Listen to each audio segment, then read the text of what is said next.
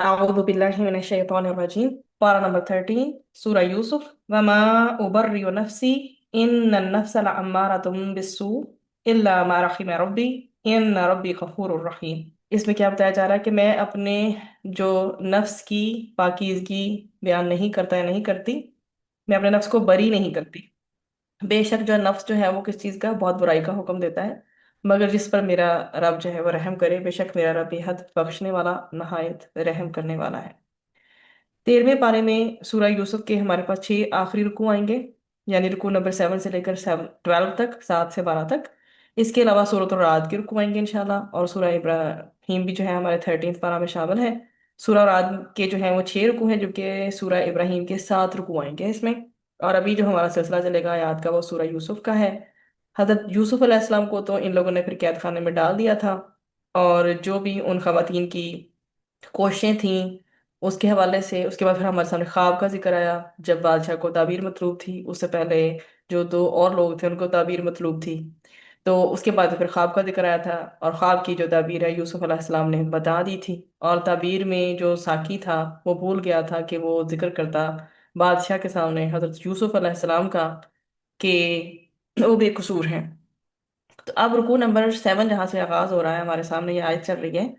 Basically रुकू number 7 की आयत जो है वो 50 से लेकर 53 तक है, लेकिन हमारे पारा की जो स्टार्टिंग है वो 53 आयत से हो रही।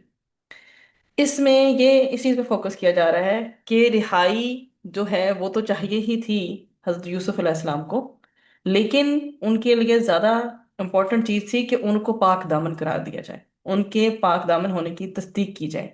उसी की रोशनी में इस पूरे थीम का ओवरऑल जो है, इस पूरे रुकू का थीम बनता है कि रिहाई से ज़्यादा अहम उनके लिए पाक दामनी की तस्दीक होना है। अब उस साकी ने बादशाह के सामने जिक्र किया, कब? जब वो ख्वाब का मसला पेश आया।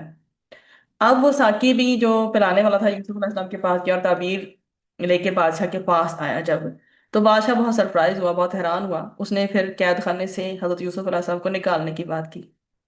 तो यूसुफ अलैहिस्सलाम ने कहा कि नहीं, पहले तहकीक करो कि मामला क्या है, क्योंकि आगे हजरत यूसुफ अलैहिस्सलाम को बहुत बड़ा मनसब मिलने वाला था। उससे पहले वो चाहते थे कि उन्हें बिल्कुल पाक साफ करार दिया जाए पूरे माशरे के सामने, तभी तो वो एक अच्छे लीडर के तौर पे एक अच्छे मनसब को हैंडल कर सकेंगे। तो उनकी पाक दामनी का इजहार हो जाए और उसकी तस्दीक हो जाए, ये बात ही की, ये बहुत ज्यादा जरूरी था। अब हुआ ये कि तमाम बेगमात को बुला लिया गया। बादशाह ने उनसे पूछा, तो सब ने कहा कि हमने इनमें कोई बुराई नहीं पाई।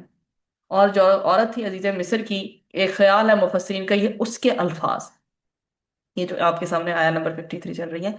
और उसने इस चीज का एतराफ किया, जो अजीज मिस्र की बीवी थी, कि उसने आगे बढ़कर कहा, जो भी कहा है, लाइक के मैंने इनमें कोई बुराई नहीं पाई, ठीक है, और मैं ही वो थी जिसने कि इनको मायल करने की कोशिश की थी, और अल्लाह तो खयानत करने वालों को पसंद नहीं करता।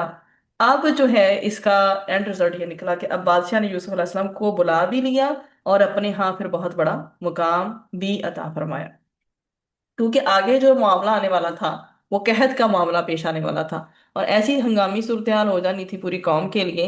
तो लिहाजा एक समझदार पर्सन की, जो कि खालिस अंडरस्टैंडिंग रखता हो, खालिस हो, अल्लाह के लिए काम करने वाला हो, वही मुश्किल हालात में चीज़ों को हैंडल कर सकता है। तो चुनाचे हज़रत यूसुफ अलैहिस्सलाम ने बादशाह से फरमाया खुद कि मुझे ज़मीन के खजानों पर मामूर कर दिया जाए, ताकि मखलूक खुदा को उनके होने का फ़ायदा हो। ये देखें, ये आयत आपके साथ 55 आपके सामने चल रही है। यूसुफ अलैहिस्सलाम ने कहा कि आप मुझे मुल्क के खजानों पर मुकर्रर कर दीजिए, इन्नी हफीज अलीम, मैं हिफाजत करने वाला और बाखबर हूँ। ठीक है। तो आपने फिर उनको इस हिसाब से, जो है बादशाह ने उनको, ये जो है उनकी इस ऑफर को कबूल कर लिया, क्योंकि बहुत बड़ा जो है वो कहद का मामला आने वाला था। और उस टाइम पीरियड में मामला सही तरीके से हैंडल हो सके, पूरे कंट्री के लोगों को किसी भी हवाले से तकालीफ ना पहुंचे, तो बादशाह ने हजरत यूसुफ अलैहिस्सलाम को ये वाला मनसब अता किया कि अल्लाह के नबी तो वो हैं ही हैं। और यूसुफ अलैहिस्सलाम को बादशाह ने जो मनसब अदा किया, वो बहुत से मुफस्सिरीन ने इसके हवाले से कहा है कि वो मनसब था अजीज वाला। एक तो होता है ना, एक आम जो है मिनिस्टर होता है, या एक आम किसी भी ओहदे पे नायब बंदा होता है। और ये जो अजीज वाला मनसब था, अजीज बड़े वजीर को उस जमाने में कहा जाता है। एक होता है आम वजीर, एक होता है बड़ा वजीर, तो उनको बड़े वजीर के तौर पर जो है मुंतखब किया गया, और ये बहुत बड़ा इख्तियार था, अथॉरिटी थी जो हज़रत यूसुफ अलैहिस्सलाम को अता हुई। अब रुकू नंबर 8 आगे शुरू हो जाता है हमारे पास, जो 58 से आगे आयात हमारे पास 68 तक जाएंगी। यहाँ पर उनके अखलाक की जो है पीक बताई जा रही है, कि उनके highly profiled with Akhlaq, like अखलाक की उनकी बुलंदी बताई जा रही है, और फिर उनकी सिला रहमी की एग्जाम्पल्स इसमें बताई जा रही है।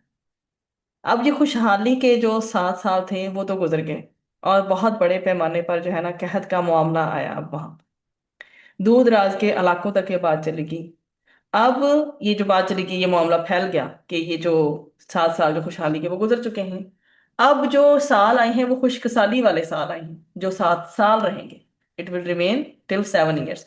और दूर दराज से लोग भी मिस्र में आ रहे हैं अनाज लेने के लिए, खुराक लेने के लिए भी आ रहे हैं। इसी सूरत में, ऐसी कैफियत में, यूसुफ अलैहिस्सलाम के जो भाई हैं वो भी आ गए यहाँ पर, फलस्तीन से मिस्र की तरफ। उमूमन जब स्टूडेंट्स जो हैं वो दीन इस्लाम की तरफ आते हैं और लाइक कुरान की तरफ आते हैं, नॉलेज लेते हैं, तो ये क्वेश्चन रेज किया जाता है कि वो तो फलस्तीन में रहते थे, वो मिस्र फिर कैसे आ गए। तो ऐसे क्वेश्चन उमूमन बच्चे भी हमसे पूछते हैं, बड़े भी पूछते हैं। तो ये तरीका था, ये सूरत हाल थी कि जो है फलस्तीन से मिस्र की तरफ वो इस तरह से आए। तो यूसुफ अलैहिस्सलाम ने भाइयों को तो पहचान लिया, मगर भाई नहीं उन्हें पहचान सके। भाइयों का तो ख्वाब ख्वाब ख्याल में भी नहीं था कि हज़रत यूसुफ अलैहिस्सलाम यहाँ पे मिल जाएंगे। और ये अपने साथ छोटा भाई जो उनका अपना सगा भाई था बिन्यामिन, उसको साथ जो है वो नहीं लाए थे। और ये जो है नहीं लाए थे, तो उनके जो जो है बाकी जितने भी सौतेले भाई थे वो सब के सब आ गए थे। तो यूसुफ अलैहिस्सलाम ने उनको माल भी दिया और अनाज भी दिया, और कहा कि आइंदा अपने भाई को भी लेकर आना, वरना तुम्हें गल्ला नहीं मिलेगा। वो अब इनका अपना लाइक स्टेप ब्रदर नहीं था, इनका अपना भाई था, और बाकी सारे स्टेप ब्रदर्स थे। अब भाई जो है वो वापस गए, और यूसुफ अलैहिस्सलाम जो है उस दौरान में उनकी जो पूंजी भी थी ना, उनको वापस उनके गले में रखवा दी। तो भाइयों ने जाकर वाले साहब से दरखास्त की कि आइंदा बिन्यामीन को भी हमारे साथ भेज दीजिए, वरना गल्ला नहीं मिलेगा। और फिर उनको नजर आया कि उनकी पूंजी भी वापस रख दी गई है। तो वाले साहब से कहा कि क्यों ना फिर नफे का सौदा किया जाए, नफे का मामला किया जाए, कि हमें गल्ला भी मिल गया और जो उसके ऊपर पूंजी थी वो भी हमें वापस मिल गई, तो हम तो अपने भाई को जरूर लेकर जाएंगे। तो जनाब याकूब अलैहिस्सलाम के कुछ ने उनको कुछ हिफाजत की तलकीन की। ठीक है। और ये आपके सामने है। फल्लाहु खैरन हाफिज़ा व हुवा अरहमुर राहिमीन। ठीक है। और यकूब अलैहिस्सलाम ने, आप उन्हें मजबूरन उनको एतबार करना ही पड़ा, हालांकि आपके सामने ही है कि पहले उन्होंने हजरत यूसुफ अलैहिस्सलाम को उन पे एतबार करके उनके साथ भेजा था, तो इन्होंने क्या कहा था, उन्होंने कुएं में फेंक दिया था। अब वो हजरत यूसुफ अलैहिस्सलाम के छोटे जो भाई हैं उनको साथ जाने की परमिशन दे रहे हैं, साथ में उनको ये नसीहत भी कर रहे हैं कि इनका ध्यान रखना। तो अब जो है, अब वो भाई जो है बिन्यामीन को अपने साथ लेकर चले गए बाप की इजाजत के बाद। अब आगे रुकू नंबर 9 शुरू हो रहा है, और आयात हमारे पास 69 से 79 तक चलेंगी। और इसमें तकदीर उनके हक में क्या फैसला करती है और कैसा फैसला करती है उसका तज़किरा है इस रुकू में। यूसुफ अलैहिस्सलाम के भाइयों की अपने छोटे भाइयों समेत मिस्र की आमद का बयान है। अब यूसुफ अलैहिस्सलाम ने तमाम भाइयों के लिए अलग अलग थैलियों में खुराक रखने का इंतजाम करा दिया। इंतजाम करवाया और अल्लाह ताला के हुक्म से और अल्लाह की वही के मुताबिक एक कीमती प्याला बादशाह का जो है वो भाई के थैले के अंदर रखवा दिया। अब ये अच्छे से समझ लीजिए कि यहाँ पे क्या हो रहा है। जब उनको सबको खुराक दे दी उनकी अलग अलग थैलियों में, तो अल्लाह ताला के हुक्म से और अल्लाह की वही के मुताबिक, ये नहीं कि उनकी अपनी ख्वाहिश थी या अपना, अल्लाह सुब्हानहू तआला ने की तरफ से ये वही के मुताबिक उन्होंने एक प्रेशियस किस्म का जो प्याला था वो बादशाह का जो इसका जो भाई है, जो हजरत यूसुफ अलैहिस्सलाम है बिन्यामीन, उनके थैले के अंदर रखवा दिया उन्होंने, उन लोगों ने। बाद में वो प्याला जब तलाश किया गया तो जो वहां के कारिंदे थे उनको वो प्याला नहीं मिल सका। ये तो अब जाहिर है प्लानिंग के तहत रखवाया गया ना, जिसमें सबकी रजा शामिल थी। तो बड़ी तशवीश का मामला हुआ, वो सारे परिंदे बाहर आए, उन्होंने आके लोगों को देखा, इन सबको, इनके उसकी तलाशी ली। ठीक है। तो अब जो है प्याला जो है उनके पास से निकला, बिन्यामीन के पास से निकला, तो उन्होंने शरीयत जो उस वक्त जारी थी उसमें यकूब अलैहिस्सलाम के अहद में उसके मुताबिक ये कह दिया गया कि जिसके पास से वो प्याला मिले उसी को सजा के तौर पर गुलाम बनाकर रोक लिया जाएगा। ये उस शरीयत के अंदर सिलसिला जारी था। तो गुलाम बनाने का मतलब ये था कि 1 साल तक उसको रोक लिया जाए। अब जो तलाश किया गया आपके सामने प्याला तो बिन्यामीन के थैले से निकला, अब बिन्यामीन को रोक लिया जा रहा है। तो उन भाइयों ने कहा कि किसी और को रोक लिया जाए। तो यूसुफ अलैहिस्सलाम ने फरमाया कि अल्लाह की पनाह के किसी और को हम रोकें उसके मुकाबले में कि जिसने जिसके सामान से, जिसके थैले में से ये प्याला बरामद हुआ है। تو یہ اللہ سبحانہ و تعالیٰ کی ایک تدبیر تھی، ورنہ بادشاہ کا جو قانون تھا اس سلطنت میں جاری تھا، اس کے مطابق تو یوسف علیہ السلام کے لیے چھوٹے بھائی کو روکنا جو ہے وہ ممکن نہیں تھا، تو یہ طریقہ کار سے اس کو روکا گیا۔ اب رکو نمبر 10 آگے شروع ہو جاتا ہے، آیات 80 تک، 80 سے لے کر 93 تک۔ اب اس میں ظاہر سچویشن ایسی کریٹ ہو گئی ہے، ٹھیک ہے، آپ کے سامنے کیا ہے، وہ مایوس ہو گیا، تنہائی میں بیٹھ کے مشورہ کرنے لگے۔ اب کیا کہا جا رہا ہے کہ اللہ کی رحمت سے مایوس نہیں ہونا، جو رکوع کی سٹارٹنگ ہے ایسے کہ اللہ کی رحمت سے مایوس نہیں ہونا، چاہے کہ معاملہ کیسا بھی ہو۔ اب یہ سارے جو بھائی ہیں واپس آئے ہیں اپنے والد کے پاس اور عرض کر رہے ہیں کہ ابا جان ہم نے تو بڑے حق کا معاملہ بیان فرمایا، لیکن ہمیں کیا پتا تھا کہ ہمارے ساتھ ایسا ہو جائے گا۔ یعقوب علیہ السلام کو دوبارہ سے پھر سے صدمہ ہوا، یوسف علیہ السلام تو چلے ہی گئے تھے ان کے پاس سے، اب بنیامین بھی چلے گئے، اب انہوں نے شکوہ اللہ تعالیٰ کے سامنے رکھا اور اپنا کام اللہ ہی کے حضور پیش کیا۔ پھر بھائیوں سے کہا جاؤ تلاش کرو یوسف کو اور اس کے بھائی کو، اور اللہ تعالیٰ کی رحمت سے مایوس نہ ہو۔ تو اللہ کی رحمت سے مایوس وہی لوگ ہوتے ہیں، کون؟ جو کہ کافر ہوتے ہیں۔ اب تیسری مرتبہ یوسف علیہ السلام کے بھائی جو ہیں وہ حاضر ہوئے یوسف علیہ السلام کے پاس، اور اپنے خاندان والوں کے الم اور غم کا اور پینفل کنڈیشن کا تذکرہ ان کے سامنے کیا کہ ہم تو بڑے مفلس ہو گئے ہیں، ہمارے پاس تو اب کوئی پیسہ بھی نہیں ہے کہ تمہارے سامنے پیش کر سکے، تو اور ہمیں کوئی غلہ مطلوب ہے تو ہمیں غلہ دے دیا جائے، اگر ہو سکے تو ہم پر صدقہ کیا جائے۔ یہ جو کیفیت یوسف علیہ السلام نے دیکھی اپنے بھائیوں کی لاچارگی کی، ان سے رہا نہ گیا آپ، اور انہوں نے فرمایا اچھا یہ بتاؤ تمہیں یاد ہے کہ تم نے جاہلیت کے دور میں یوسف کے ساتھ اور اس کے بھائی کے ساتھ کیا کیا؟ قال هل ما قال هل علمتم ما فعلتم بيوسف واخيه اذ انتم جاہلون، تم نے کیا کیا ان دونوں کے ساتھ جب کہ تم جاہل تھے؟ تو انہوں نے پھر اس وقت حیرانگی سے ان سے پوچھا، قالوا انک لانت یوسف، کہ انہوں نے حیرت سے پوچھا آپ یوسف علیہ السلام ہیں؟ تو انہوں نے کہا کہ جی انا یوسف، میں یوسف، اور اللہ سبحانہ تعالیٰ نے مجھ پر احسان فرمایا، کوئی انہوں نے اس وقت شکوہ نہیں کیا، اور حضرت یوسف علیہ السلام نے کسی قسم کی کوئی شکایت ان سے نہیں کی، نہ کوئی شکوہ کیا نہ کوئی شکایت کیا، اور کہا اللہ سبحانہ تعالیٰ نے مجھ پر احسان کا معاملہ فرما دیا، لا یضیع اجر المحسنین، اور اللہ سبحانہ و تعالیٰ کس کا؟ نیکوکاروں کا اجر ضائع نہیں کرتا۔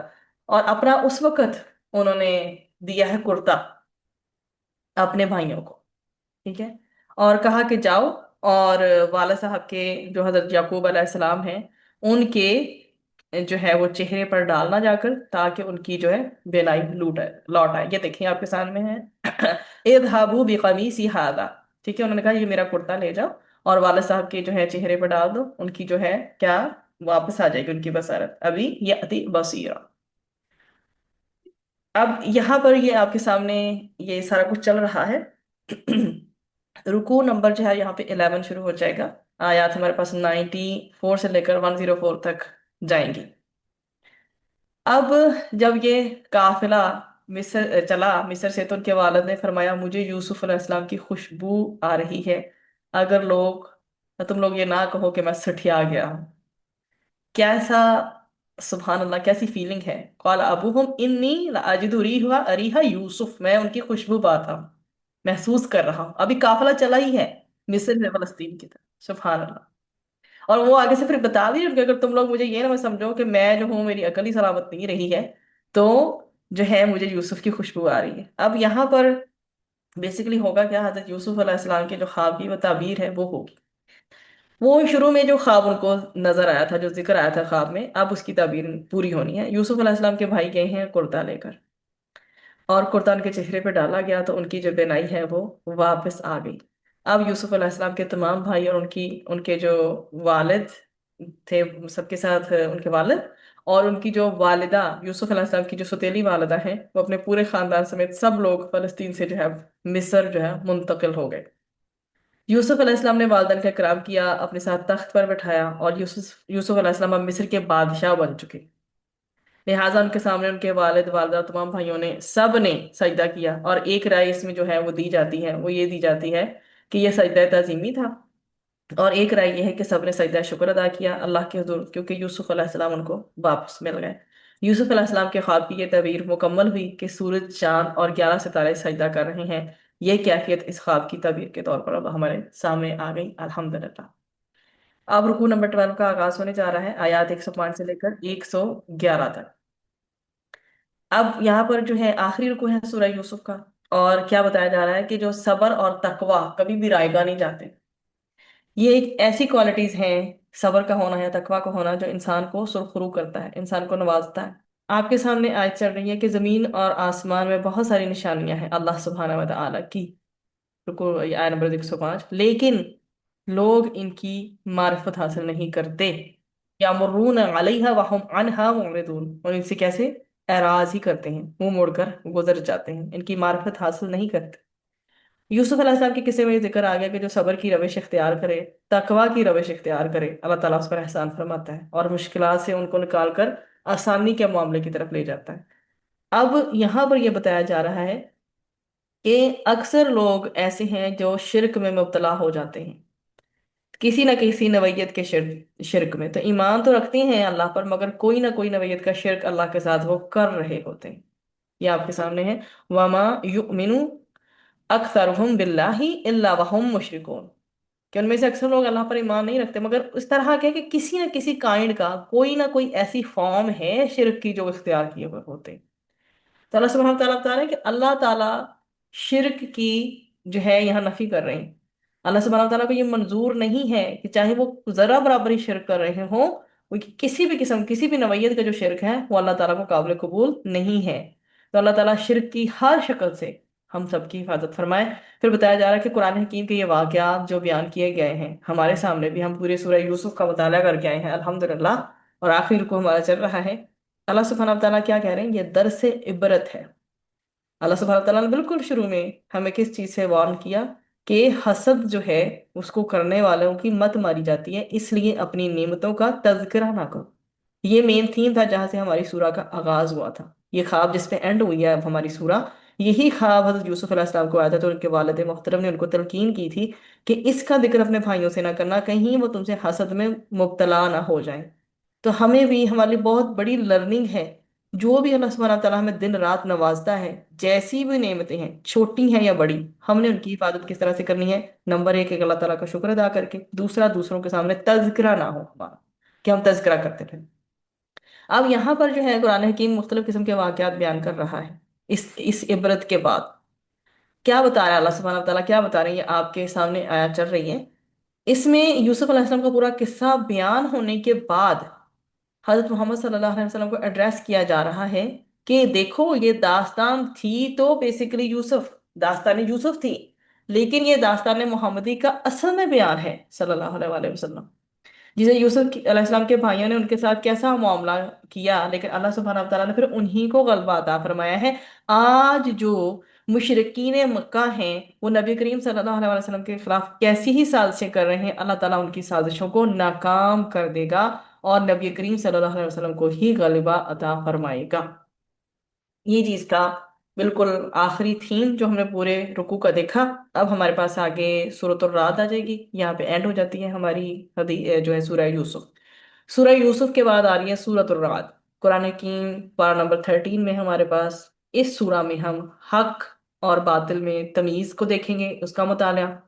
پھر اللہ سبحانہ تعالیٰ اور بھی ہمیں ٹاپکس اور ان پہ ایڈریس کریں گے، اور حق و باطل کی جو ایک چپکلش، ایک جو کشاکش رہتی ہے، اس کا معاملہ بھی اس میں چلے گا۔ اس حوالے سے یہ صورت ہمارے لیے بہت زیادہ چیزوں کے لیے رہنمائی کرتی ہے۔ سورۃ الرعد رکوع نمبر 1، آیات 1 سے لے کر 7 تک، اور اللہ کی قدرت کے جو شاہکار ہیں اور کیسے کیسے وہ بے مثال شاہکار ہیں، ان کے حوالے سے بات کی جا رہی ہے۔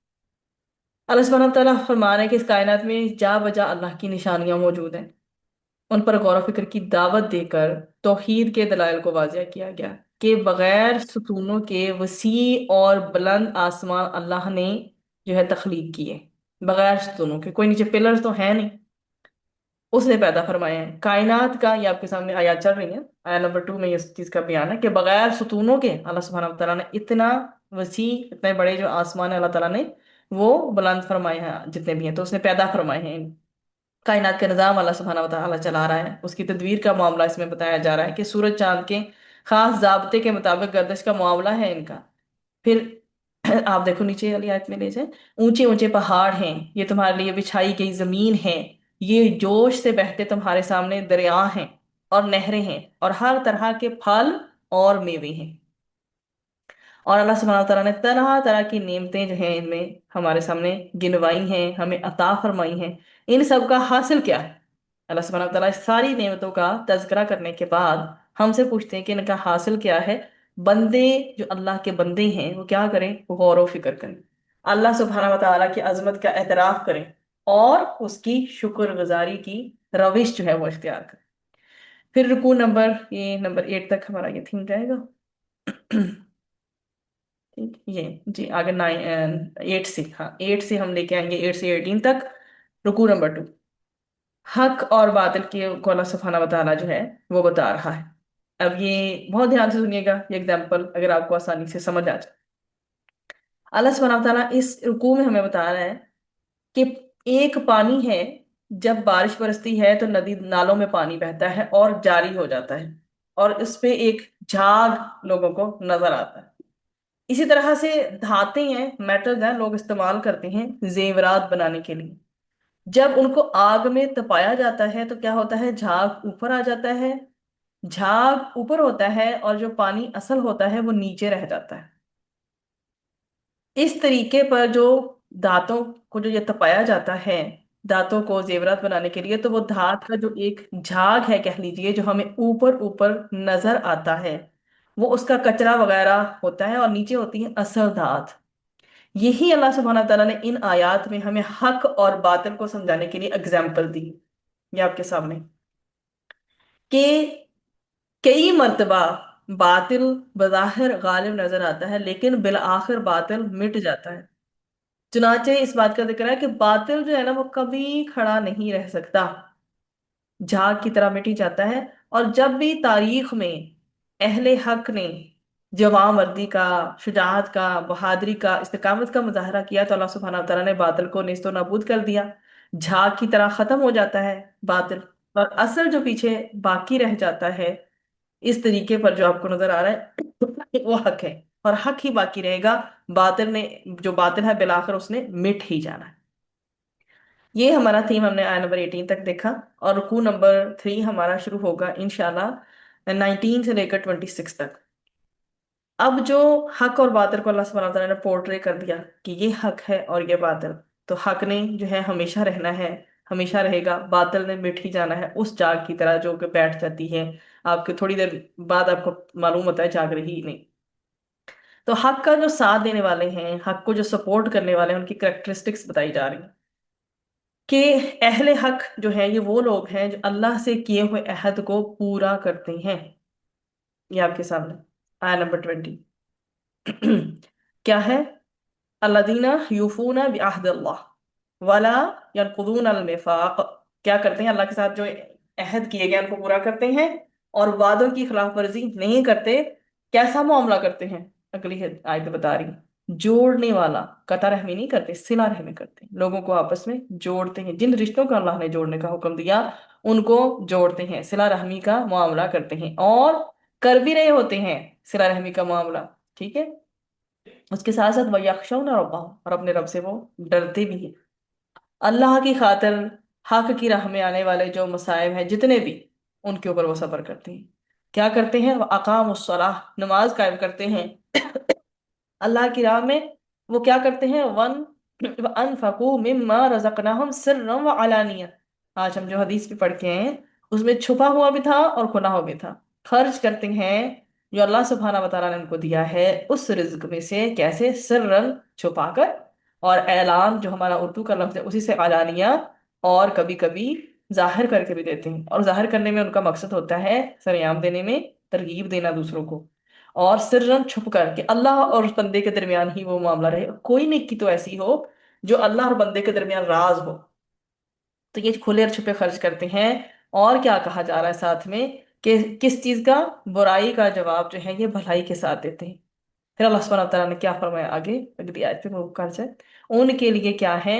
उनके लिए वो कहाँ जाएंगे? फर्स्ट ऑफ ऑल वो रेजिडेंट्स हैं, रेजिडेंट्स ऑफ जन्नत, जन्नत के रहने वाले हैं, और हमेशगी वहां होगी।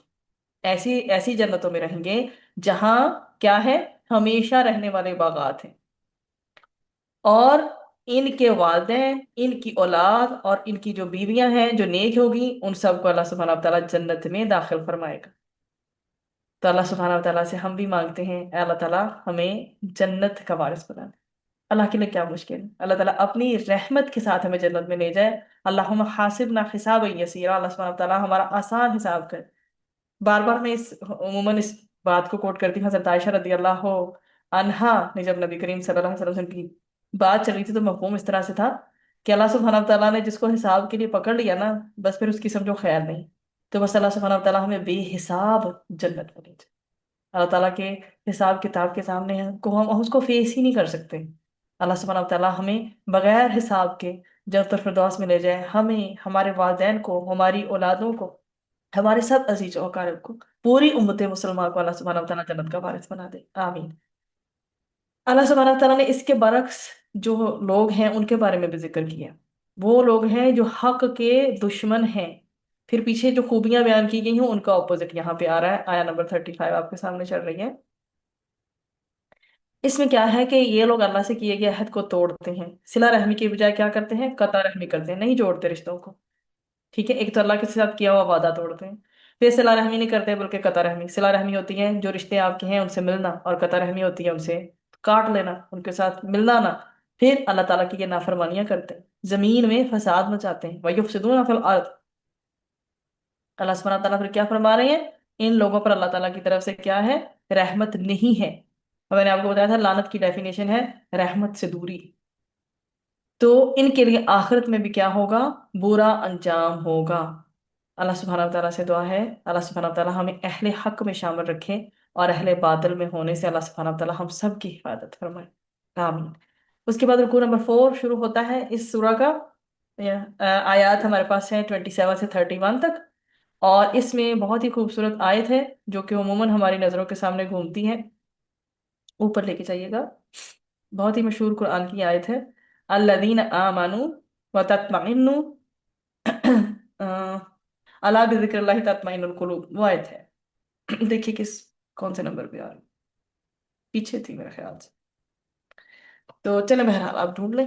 اس میں ایک مشہور آیت ہی ہمارے سامنے ہے کہ قرآن کہتا ہے کیا کرو، آگاہ ہو جاؤ، دلوں کو اطمینان اللہ کے ذکر سے ہوتا ہے، الا بذکر اللہ تطمئن القلوب۔ اور یہ جو مخاطبین ہیں اس ٹائم کے، وہ جو ہے 27 سے لے کے 31 تک ہے جی۔ تو اس میں جو ہے مخاطبین مشرکین مکہ تھے، یہ نبی اکرم صلی اللہ علیہ وسلم کی حق کی دعوت کو جٹلا کرنا فرمائشی جو ہے اپنی طرف سے فرمائشیں ڈالتے تھے۔ یہ آپ کے سامنے آ گئی ہے کہ الا بذکر اللہ تطمئن القلوب، یاد رکھو اللہ کے ذکر سے ہی دلوں کو تسلی حاصل ہوتی ہے۔ تو یہ اب یہاں پر جو ان کی فرمائشیں ہیں نبی کریم صلی اللہ علیہ وسلم سے کر رہے ہیں یہ جو مشرکین ہیں، یہ کفار ہیں، بتایا جا رہا ہے کہ اللہ تعالیٰ معجزات عطا کرنے پہ قادر ہے۔ اللہ کے لیے کیا مشکل ہے، جس نے کل کائنات بنائی وہ معجزہ نہیں دے سکتا؟ لیکن ان کی خواہش پر اگر معجزہ عطا ہوا اور پھر انہوں نے حق کو قبول نہ کر کے دیا تو یہ برباد کر دیے جائیں گے۔ تو اللہ سبحانہ و تعالیٰ زبردستی کسی کو ہدایت نہیں دیتا، اگر یہ حق پر نہیں آ رہے ہیں اور حق درمی کا مظاہرہ کر رہے ہیں تو اللہ تعالیٰ کے نبی کو اللہ تعالیٰ جو ہے وہ کیا فرمائیں گے، فتح عطا فرمائیں گے، اور فتح مکہ کی طرف جو ہے اشارہ ہے۔ پھر رکوع نمبر 5 شروع ہو جاتا ہے، یہاں پہ آیات ہمارے پاس چلیں گے 32 سے 37 تک۔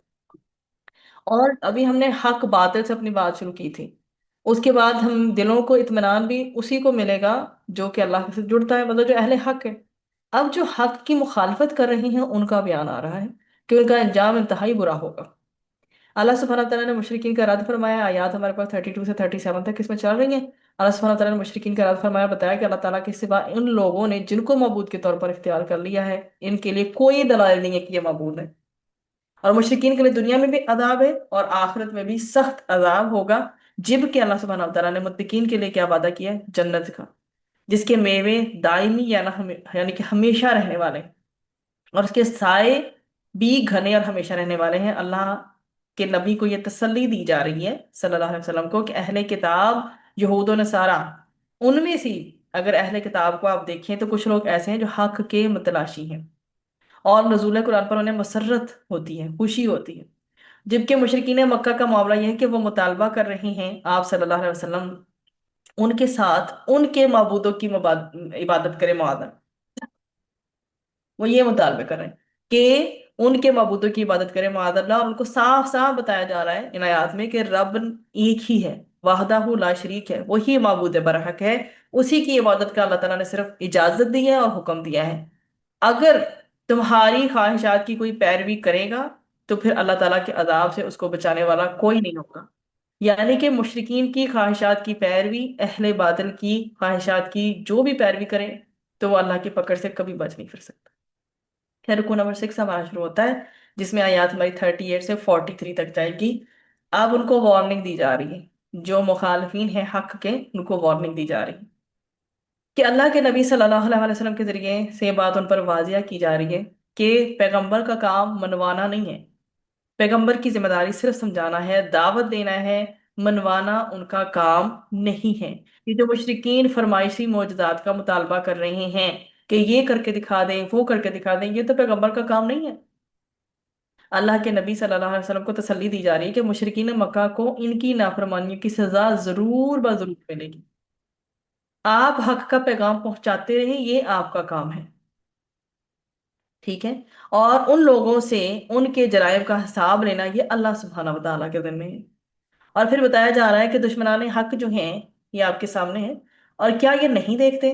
یہ پچھلی آئے پچھلی اوپر والی، کیا نہیں، نیچے زمین گھٹانے والی جو آیت ہے ہاں یہاں، ہاں جی یہ والی، نہیں نیچے نیچے لے جا، نیچے لے جا، یہ والی آیت، ہاں جی۔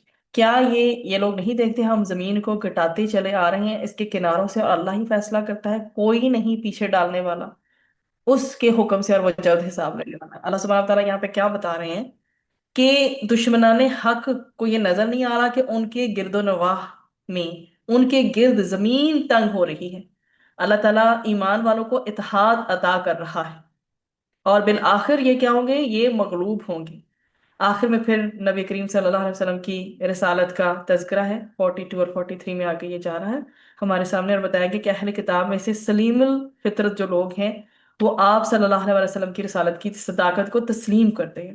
اس کے بعد پھر ہمارے پاس قرآن حکیم کی جو اگلی سورہ ہے، پارہ نمبر 13 کی، وہ سورہ ابراہیم شروع ہو جاتی ہے، اور اس میں ہمارے پاس اہل حق کے لیے جو خوشخبریاں ہیں ان کا تذکرہ ہے، جیسے کہ نام سے ظاہر ہے حضرت ابراہیم کا تذکرہ بھی انشاءاللہ اس صورت میں آئے گا۔ رکوع نمبر 1 ہمارے پاس آیات 1 سے 6 تک جائیں گی۔ جو اس میں نزول قرآن ہوا ہے اس کا مقصد بتایا جا رہا ہے، اللہ سبحانہ تعالیٰ نے قرآن کی آیات کیوں نازل فرمائی ہیں، ٹھیک ہے؟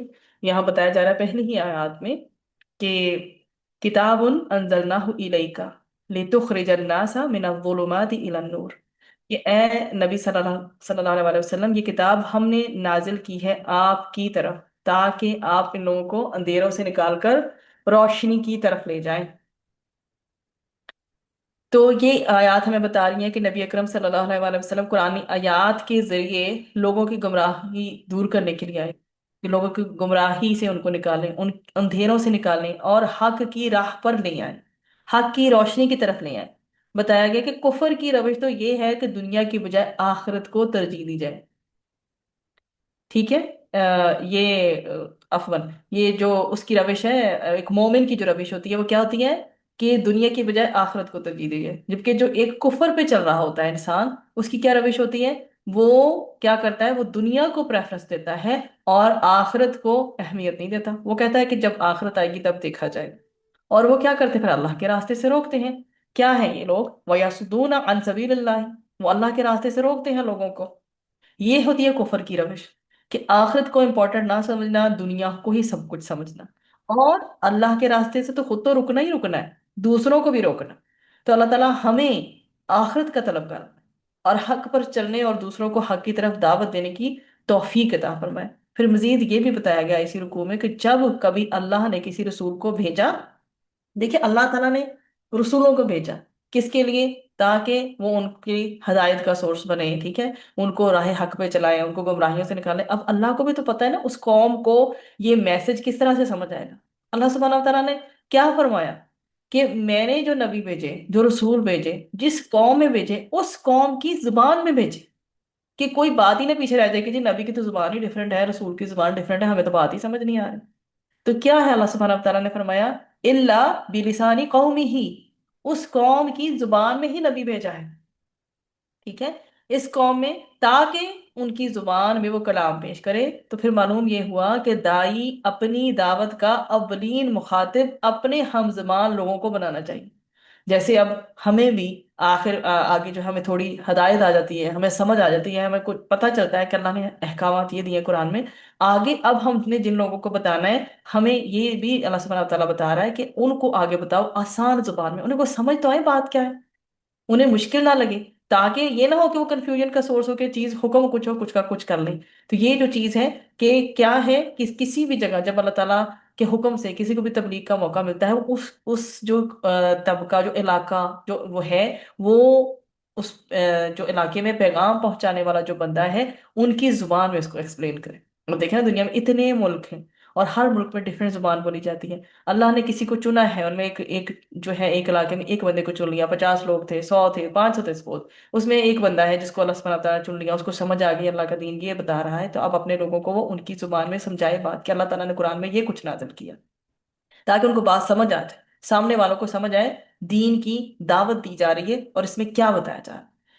پھر رکو نمبر 2، ہمارے پاس اس میں آیات ہمارے پاس 7 سے لے کر 12 تک ہے، اس میں ناشکری کے بارے میں بتایا جا رہا ہے کہ ناشکری کیسی چیز ہے، اور پھر اس کا یہ آؤٹ کم، اس کا رزلٹ کیا نکلتا ہے، کہ اگر تو شکر گزار ہوگے تو نعمتیں بڑھ جائیں گی، اگر ناشکری کرو گے تو نعمتیں چھن جائیں گی۔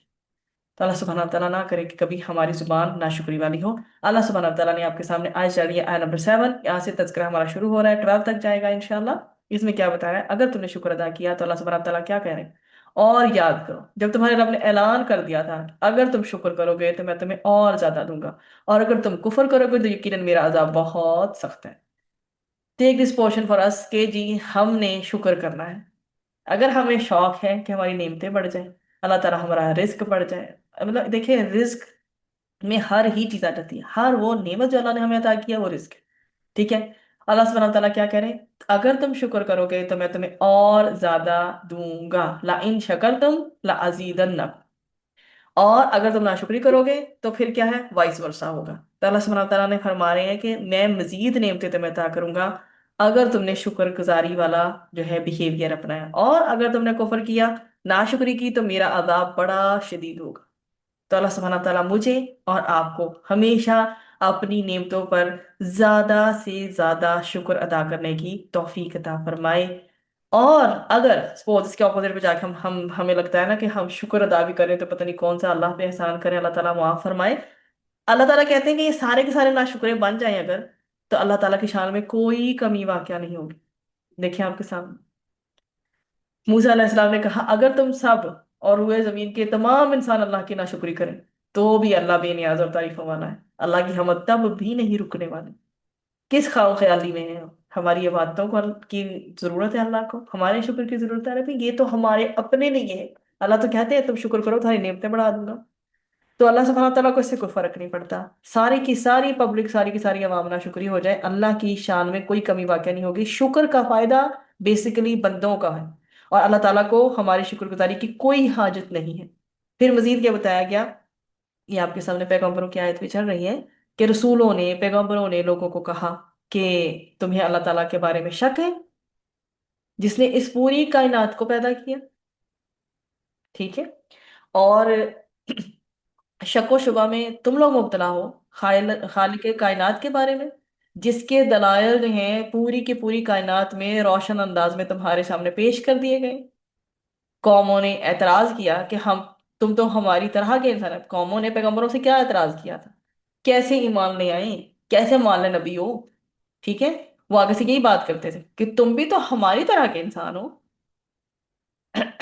آگے سے کہتے قالوا ان انتم الا بشر مثلنا، ٹھیک ہے، کیا فرما رہے ہیں کہ تم جو ہے ہم کس طرح سے تمہیں مان لیں، ٹھیک ہے، کہ تم بھی جو ہے ہماری طرح کے انسان ہو، اور پیغمبروں کو انسانوں میں سے ہی چنا گیا۔ یہ اللہ تعالیٰ کا چناؤ ہوتا ہے کہ اللہ تعالیٰ جس کو چاہے وہ چن لے۔ اور انسانوں میں سے کیوں چنا جاتا ہے، دیکھیں ہمیں فرشتوں میں سے چنا جائے، میں نے پہلے بھی اس بات کا ذکر کیا تھا جب اس سے ریلیونٹ پہلے بھی آیات آئی تھی، اگر انسانوں کو نہ چنا جاتا، کسی اور کو چنا جاتا تو فرشتوں سے تو وہ لوگ ویسے ہی ڈر جاتے۔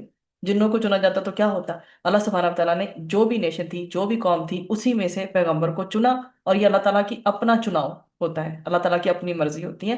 तो ताकि वही पैगंबर जो है वो लोगों के लिए क्या बन सके? नमूना बन सके। फिर हमारे पास आयात 13 से लेकर 21 तक आती है। रुकू नंबर 3 है हमारे पास। जो दुनियादारी पे मबनी लीडर्स हैं, अगर कोई उनको फॉलो करेगा तो क्या होगा? रुसवा होगा। मतलब कि जितने भी दुनियादार कायदीन हैं, उनकी पैरवी बेसिकली बर्बाद करेंगे। ये बताया जा रहा है। यहाँ जिक्र है काफिर कौमों ने रसूलों को धमकी दी, मुआदला, अगर तुमने अपनी दावत को जारी रखा तो अपनी बस्ती से निकाल देंगे। पहले तो उन्होंने वो एतराज किया कि तुम हमारी तरह के इंसान हो, कैसे मान ले तुम्हें पैगंबर। ठीक है।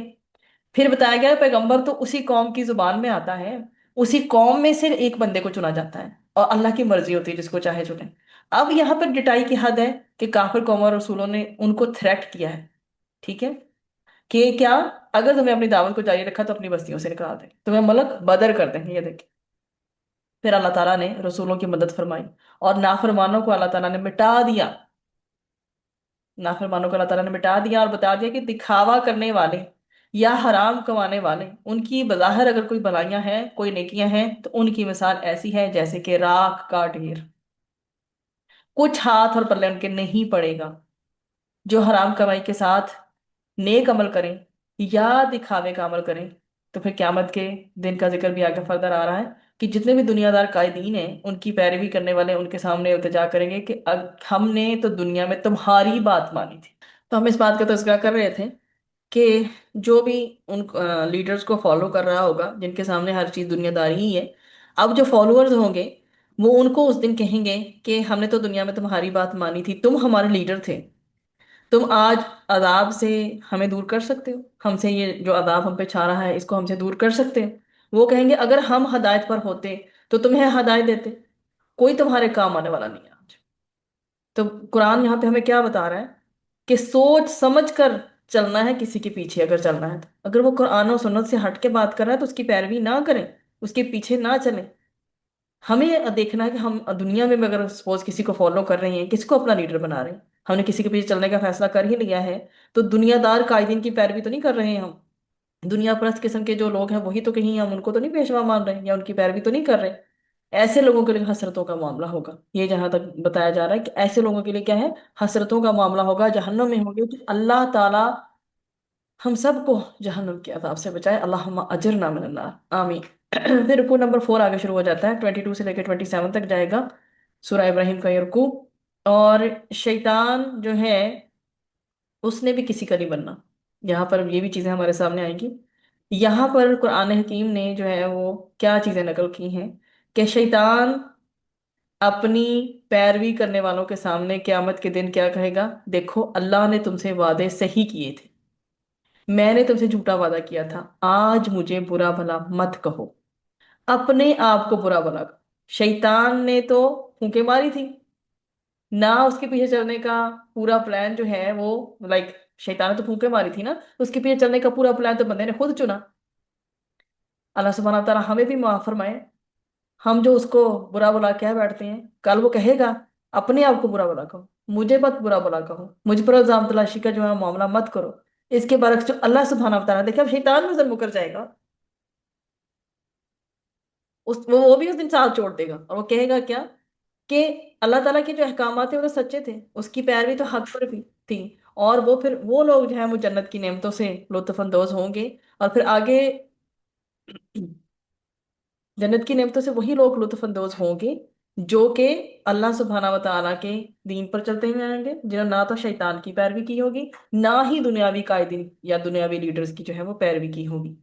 अब यहाँ पर मजीद हमारे सामने पाकीज़ा कलीमे की बात भी आ रही है कि कलीमा तैयबा की मिसाल यहाँ पर जैसे बयान की गई है कि जड़ें मजबूत, और कौन सा ऐसा कलीमा जो पाक साफ है, पाकीज़ा कलीमा है, उसकी बात बयान की जा रही है कि उसकी जो शाखें हैं आसमानों में फैली हुई हैं। मुराद यह है कि ये पाकीज़ा कलीमा जो अकीदा तौहीद इख्तियार कर ले उसकी बात की जा रही है। जो अकीदा तौहीद इख्तियार करे उसकी जिंदगी फिर क्या बन जाती है? सरापाए खैर बन जाती है। और इसके बरक्स जो फॉलो करता है किसको? नापाक कलीमे को, ठीक है, जो खबीसा, جو नापाक कलिमा खबीसा को फॉलो करता है, यानी कलिमा कुफर को। उधर हमने पाकीज़ा कलिमा को क्या एग्जाम्पल दी है? उसको हमने एग्जाम्पल दी है अकीदा तौहीद के साए में आ जाने की, अकीदा तौहीद को इख्तियार करने की। फिर सारी चीजें एक बी के मोमिन तो इंसान उसी पे चलता है ना। अब बात है उसके ऑपोजिट पे, कि जो कलिमा खबीसा या नापाक कलिमे कलमा कुफर को उसको फॉलो करता है, उसकी मिसाल ऐसी है जैसे कि जिसका कोई तना ही ना हो, जिसकी कोई जड़ें ही ना हो, इससे कोई खैर ना तो फूटती है ना निकलती है, ना इसको नसीब होती है ना लोगों को नसीब हो सकती है। तो ये बताया जा रहा है इसमें। उसके बाद जो है आयात हमारे पास 28 से 34 तक जाएंगी, और रुकू नंबर 5 है।